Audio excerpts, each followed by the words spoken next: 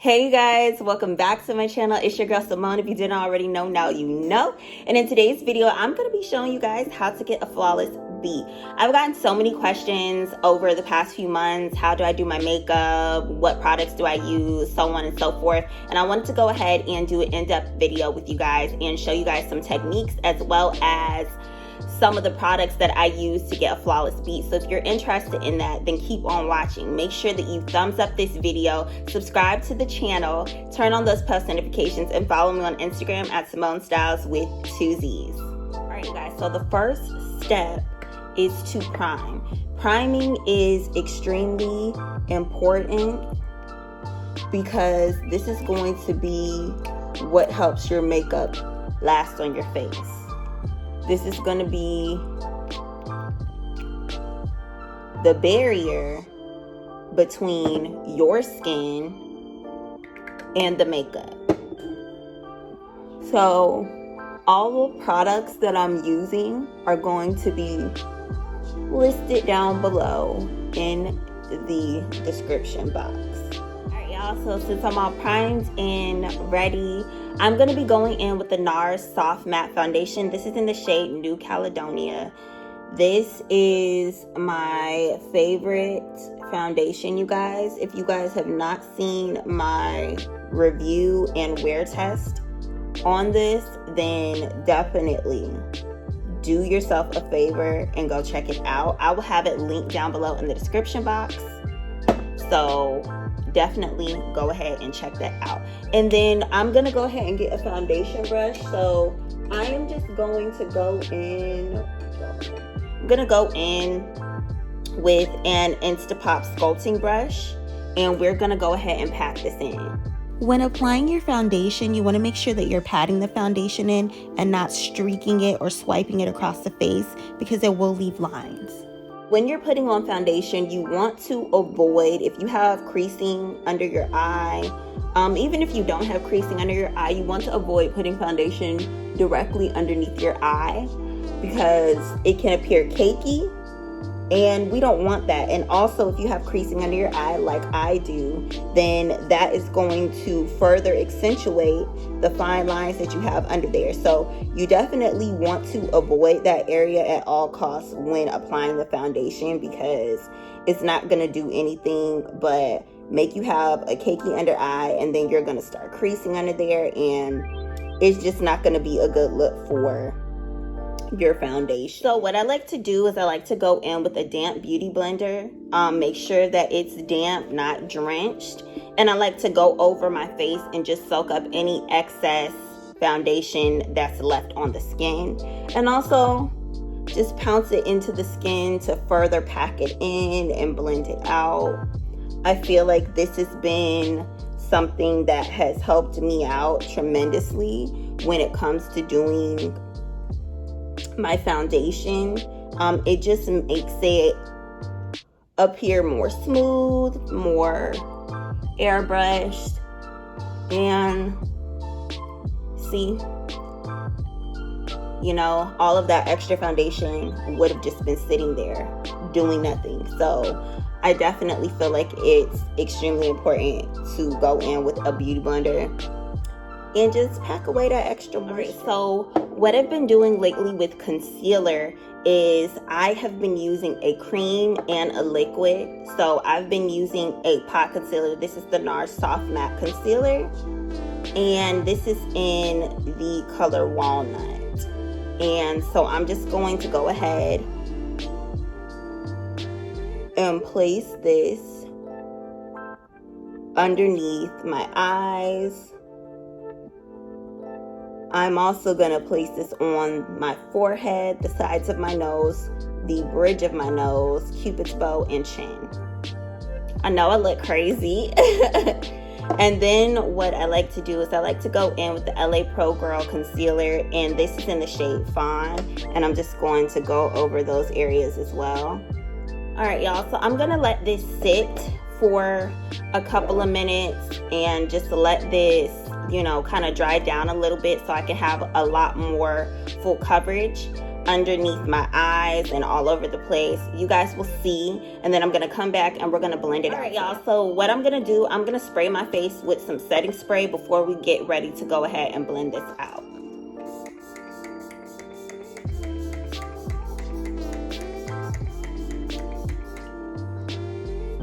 And this is just going to help everything blend out more seamlessly. It's gonna be a seamless blend, y'all. So what I like to do is I like to start everywhere else besides the under eye. So I'm going to go ahead and start blending out the chin. And I'm kind of doing like a pouncing motion and like a dragging motion, like a pounce, but I'm like bringing it down. If you've made it this far into the video, please go ahead and thumbs up this video and subscribe to the channel. We would love to have you guys. I am pushing out more content, and the more you guys like my content, the more things that I can push out for you guys. And I'm gonna diffuse the edges around my under eye as well.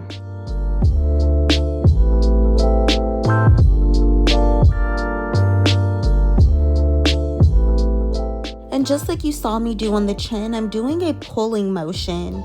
I wish that I could slow it down, but I didn't want this video to be extremely long. But it's just more of a pulling, patting motion to diffuse out those edges and to pat it out. So just make sure that when you are blending out your concealer that you're not dragging it with the sponge. Okay. So now that we have done that, we are going to go ahead and use the butt of the beauty blender, and we're going to use that excess foundation to diffuse those edges around the forehead and chin and the sides of my mouth. It is extremely important after you've applied your concealer to buff out those edges. That way you don't have any harsh lines left on the face. See, it's not as harsh as it just was, and that's why it's important. That's what this comes in handy for. All right, and now we're gonna go ahead and blend out the under eye. I always leave my under eyes for last because I want the coverage to build up. That way it will help me prevent creasing, because I do have fine lines underneath both of my eyes. And the key is just to pat. Do not swipe ever. Do not ever swipe, because then you're gonna do away with all of the hard work that you just did. So don't ever swipe. We're just patting it in. And that's why it's so important to have a damp beauty blender, because it definitely comes in handy when blending out the concealer. Contour. So we are going to go ahead and liquid contour. I just do 3 dots on my forehead, and then I do a line here and a line here. The higher it is, the more sculpted it's gonna look. I kind of did this one, I think, a little bit higher. I think they're kind of mostly even, but yeah. The higher it is, the higher your contour. The lower it is, the more dragged down your face is going to be. But the higher it is, the more sculpted and lifted your face is going to be, if that makes sense. So I am going to go in with this brush, and I'm just going to begin to blend this out. When choosing a contour color, I always like to go 2 to 3 shades darker than my actual skin tone, because it's going to give you a very sculpted appearance. And this concealer has a reddish brown undertone, which I love. It's not cool tone. It just gives me the right amount of sculptage. And the excess, I just go down the sides of my nose. So now we're gonna do the exact same thing, where we're just gonna fuse this together by using the butt of the beauty blender. Using a beauty blender, it really helps, because it just helps blend everything together.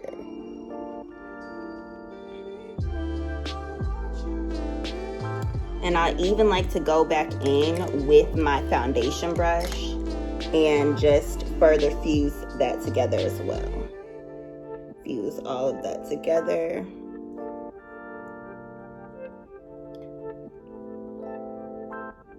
Now it's time to set the face. So I go in with two powders. I go in with the Laura Mercier Honey Powder, and then I go in with the Huda Beauty Blondie Powder. They're both yellow powders. I'll show you guys real quick. They're both yellow powders, but they're different types of yellow. So I like to mix them because of the finish that it gives me. It's just beautiful.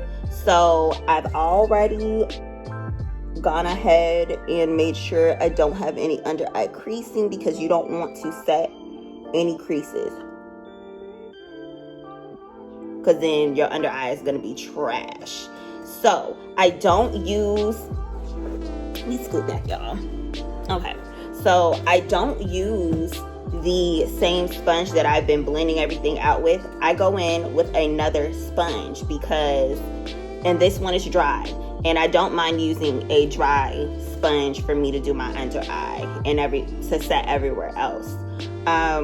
It's just because this can also make you look cakey too. You've got a lot of product on there, so I just like to go in with the powder, and then I tap it on my wrist like this to get rid of any excess, and I just blend. Hold on, let me go ahead and blend this back out.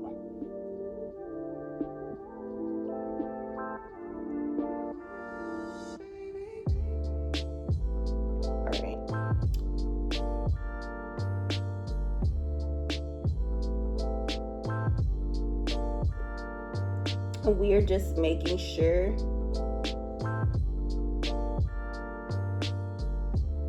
that we pat and we're setting all of this in. I don't bake, just a personal preference. If you like to bake, that's your personal choice. Do what is best for you. I'm just patting that off. But I personally don't necessarily like to bake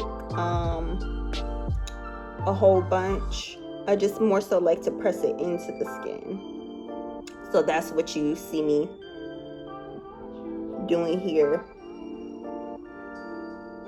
Now, when it comes to baking, I don't bake anymore simply because I don't like to have so much powder on my face. I don't like to have that dry, cracked out, powdery look. So I like to press the powder in, and whatever excess is there, obviously later on we will get rid of that, but I don't like to have too much powder underneath my eyes or all over my face. Alright, you guys, so I like to go in, as of lately, I've been contouring with bronzer, which bronzing and contouring on dark skin, to be honest, in my opinion, is the same thing. Bronzing and contouring, especially if you're using something that is kind of dark. So this is the Revolution Glow Splendor bronzer. This is in the shade medium. So I'm just gonna go ahead and take this brush right here and just swirl it along my hairline. And you see it's like a reddish brown. I really like it because it gives me a contour, it gives me some warmth back to the skin, and that's what contouring and bronzing is all about. Contouring is to sculpt, bronzing is to bring warmth back to the skin.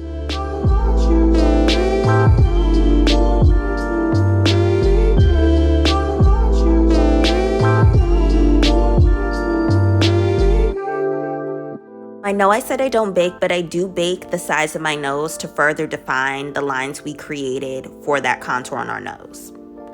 And now I'm going in and I am just chiseling out the cheek contour as well so that we can have more of a sculpted high cheekbone type of look.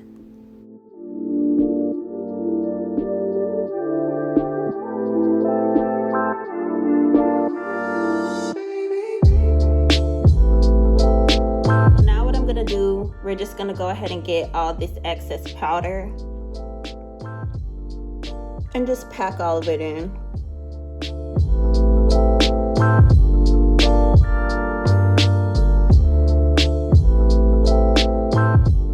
we're gonna go in with a pressed powder.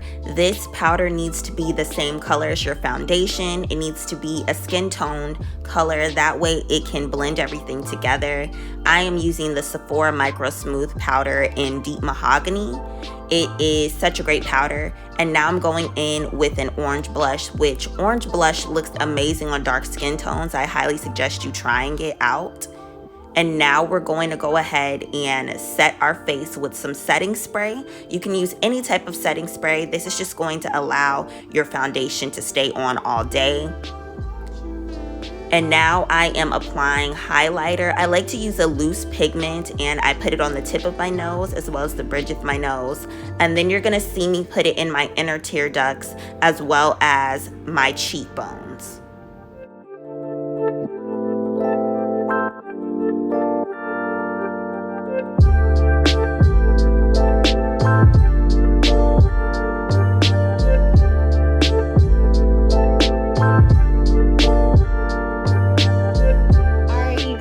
So this is the finished look. I hope that you guys honestly learned something from this video, because it's been long overdue, and I wanted to give you guys a video where I was going in depth and talking about the techniques and things that I've picked up over time that have really helped me. Now, as you can see, the look has just come together, and honestly, it looks amazing. So I hope that you guys enjoyed this video. If you did, go ahead and give this video a thumbs up and check out some of my other content. Thumbsing up the video, it really does help my videos get out there and more people exposed to my channel and my content. So I would really appreciate it if you guys could do that. Make sure that you turn on those post notifications, subscribe to the channel, and follow me on Instagram at Symone Stylez with 2 Z's, and I'll catch you in my next video. Bye.